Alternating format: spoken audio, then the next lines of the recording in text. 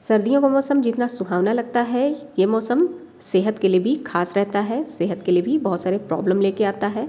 अगर हमारी immunity strong नहीं है तो हमें सर्दी जुकाम जल्दी जल्दी लगता है और साथ में जॉइंट्स पेन, कमर का दर्द भी इस मौसम में ज़्यादा रहता है। तो अगर उससे बचना है तो आज मैं उसी के लिए एक रेसिपी लाई हूँ बढ़िया सी। हेलो एवरीवन, मैं Chitra and you are watching baking and cooking creativity. तो आज हम आपके साथ शेयर कर रहे हैं इम्यूनिटी बूस्टर लड्डू, जिसे हम मूंग की दाल, गोंद, मखाने और भी बहुत सारी चीज़ें हैं जिसके साथ बनाएंगे। तो चलिए शुरू करते हैं। तो बनाने के लिए हमने लिया है हरे मूंग, जो साबुत वाले मूंग होते हैं, ये हमने 100 ग्राम ले लिया है और इसे अच्छे से पानी से साफ़ करके और फिर इसे किसी कपड़े में डाल के सूखने के लिए छोड़ देना है। 10 से 15 मिनट में इसका पानी पूरा सूख जाएगा। तब तक हम बाकी तैयारी कर लेते हैं। तो अब हम ले रहे हैं मखाना, जो कैल्शियम और प्रोटीन से भरपूर है। इसको भी 100 ग्राम हमने लिया है और फिर इसको भूनना है। तो उसके लिए हमने ले लिया है देसी घी 1 बड़े चम्मच और इसे कढ़ाई में डाल के गर्म होने देंगे। फिर हमें मखाने को मेज़र करके 100 ग्राम ले लेना है और इसे क्रिस्पी होने तक भूनेंगे धीमी धीमी आंच पे।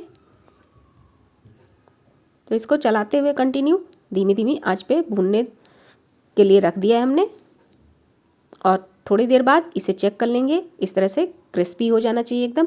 तब हम इसे किसी बर्तन में पलट लेंगे। और अब ले लिया है हमने गोंद, ये भी हमें 100 ग्राम ही लेना है और इसे तलना है घी में। तो हमने घी थोड़ा ज़्यादा ले लिया है कढ़ाई में। ये 2 बड़े चम्मच लगभग देसी घी हमने डाल लिया है। जब घी अच्छे से गर्म हो जाए तभी हमें गोंद डालना है, जिससे गोंद अच्छे से फूल जाएगा। साथ में इसको हाई फ्लेम पे तलेंगे। अगर घी गर्म नहीं रहेगा तो गोंद फूलेगा नहीं और क्रिस्पी नहीं होगा। फिर जब लड्डू खाएंगे तो ये दांत में चिपकता है। तो इस चीज़ का ध्यान रखें कि घी अच्छे से गर्म हो जाए तभी इसको तलें। तो अब ये आप देख सकते हैं एकदम अच्छे से फूल गया है गोंद। अब इसे हम किसी बर्तन में पलट लेंगे और मूंग भी इधर सूख गया है। तो अब इसको भी भूनेंगे और इसको भी भूनने के लिए हमने 1 चम्मच देसी घी ऐड कर लिया कढ़ाई में और फिर मूंग को भी इसमें भून लेना है कलर चेंज होने तक और साथ में क्रिस्पी होने तक। तो आप देख सकते हैं 3 इंग्रेडिएंट जो है वो मेन है, गोंद, मखाना और मूंग। तो ये तीनों हमने 100 ग्राम लिया है और बाकी जो चीज़ें डालेंगे वो भी आप नोट कर लीजिएगा बाद में। तो अब मूंग को भी हमें धीमी धीमी आंच पे भूनना है और ये जब गोल्डन ब्राउन कलर आ जाएगा तब हम गैस की फ्लेम ऑफ कर देंगे। तो ये आप देख सकते हैं एकदम बढ़िया सा गोल्डन ब्राउन कलर आ गया है और इसको अगर आप मुंह में डाल के देखेंगे तो एकदम क्रिस्पी हो चुका है। तो इसको हम एक छन्नी में निकालेंगे, जिससे एक्स्ट्रा जो घी है वो निकल जाएगा। अब इसी घी में ग्रेट किया हुआ नारियल भून लेना है। तो ये हमने 2 कप ग्रेट किया हुआ नारियल ले लिया है और इसे भी 2 से 3 मिनट तक भून लेंगे, जिससे इसका कच्चापन निकल जाएगा। तो नारियल भून चुका है और इसे भी हम पलट ले रहे हैं। फिर इसी कढ़ाई में हमको भूनना है पॉपी सीड्स यानी पोस्तो दाना। ये हमने 25 ग्राम लिया है या 1/4 कप मेज़र करके ले सकते हैं। तो इसे भी 2 से 3 मिनट तक मीडियम टू हाई फ्लेम पे भून लेना है और इसका भी कलर थोड़ा सा चेंज हो जाएगा, चटकने भी लगता है। बस इसको निकाल लेना है।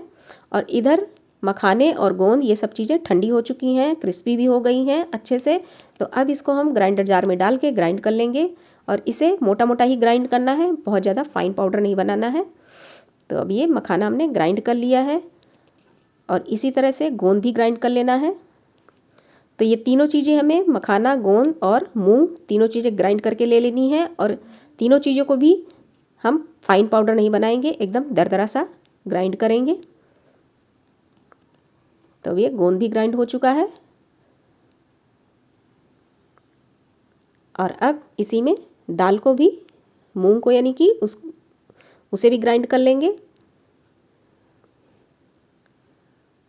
तो ये आप देख सकते हैं ये भी हमने मोटा मोटा ही ग्राइंड किया है और अब इसे भी बाकी चीज़ों के साथ मिक्स कर देंगे।